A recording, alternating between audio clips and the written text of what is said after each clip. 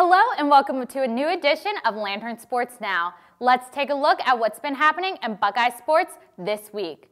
Wednesday was a big day for the Ohio State football team. It was National Signing Day, and following commits from offensive tackle Nicholas Petit-Frere and linebacker Javonte Jean-Baptiste, the Buckeyes secured the #2 recruiting class in the nation behind Georgia.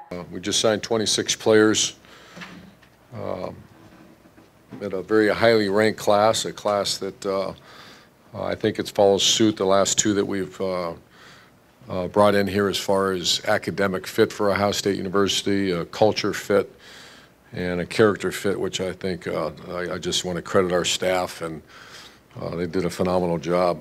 More big news came as defensive coordinator Greg Schiano confirmed he will be returning to Ohio State for another season following rumors that he would become the new defensive coordinator for the New England Patriots. But in general, I can say, after the season, there were opportunities both in college football and in the National Football League. But at the end of the day, my family, myself, we love it here. It's a tremendous people at the university in town, and this has become home. So you make those decisions as a coach and just keep moving. A contract extension is in the works for head coach Urban Meyer. Meyer has been Ohio State's head coach for the past 6 seasons, and his contract is set to expire in 3 years.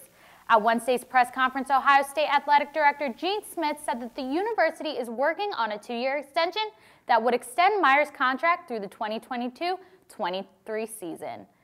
But I know some of you have questions about contracts and things of that nature. So, yes, we're working on a contract extension for Urban.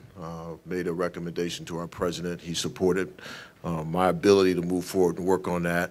Hasn't been approved by the board. It'll go to the board in April. There will be a recommendation on his salary. There'll be a 2-year extension, which will make it 5 years total for his contract.